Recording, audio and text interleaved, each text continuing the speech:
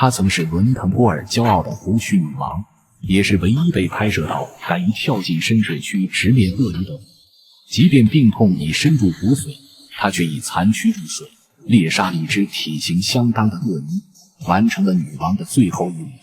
她就是继祖母馬其利之後，第二只能在水中獵殺鱷魚的傳奇母虎，代號提巴斯箭頭。她的一生之所以傳奇，並不是因為獵殺了多少條鱷魚，而是她似乎擁有與人類一樣複雜且細膩的情感。然而命運卻從未善待過她，她的每一步都將伴隨着沉重的代價。2年前，箭頭被確診為骨癌晚期，醫生斷定他活不過3個月，可3隻剛出生的幼崽還不能獨立。儘管這時已飽受病痛折磨，他仍堅持捕獵，這一晃就是2年，從未停歇。期間更是多次失蹤，甚至被宣告死亡。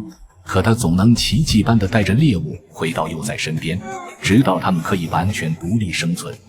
但不幸的是，3隻幼崽在他生命倒計時的前一天，因為人獸衝突而被轉移到了不同的保護區。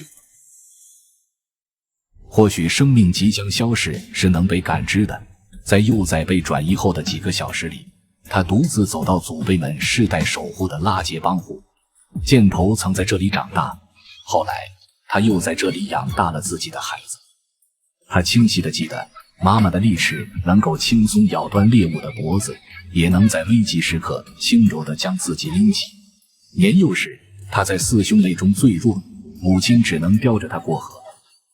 成年後，箭頭變得強壯，卻在虎性的驅使下一次次地挑戰母親的底線。然而母親並沒有責怪他，反而像兒時那樣為他哺乳，儘管乳汁早已乾涸。之後，母親克里希娜便離開了這片富饒之地，將自己的領地留給了箭頭。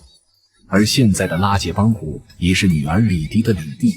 箭頭首先碰到了自己的外孙，他迅速仰躺在地，來表達自己沒有冒犯之意。老虎的領地意識極強，不請自來相當於直接宣戰。所幸女兒李迪認出了自己的母親，她似乎察覺到母親身體的虛弱，她没有打擾，而是將孩子趕到一旁，留給母親足夠的休息空间。隨後便臥下身子靜靜地守候着，或許這將是與母親最後的告別。在女兒身邊，箭頭安穩地睡了一覺，這個或許是他近2年來最難得的寧靜。但他並沒有選擇在自己子女身邊倒下，而是拖着憔悴的身體來到了兒時棲息的樹下。這是他曾經出生的地方，側臥着乾瘪的身體，深深地凝視着遠方。此刻他或許在懷念和母親一起的時光，亦或是在回憶兒時和兄弟姐妹們玩耍嬉戲的日子，也許更多的是在憂慮3個孩子的未来。他强忍着病痛養大了3個孩子，看望了女兒一家，重走了一遍小时候媽媽叼着他走過的河，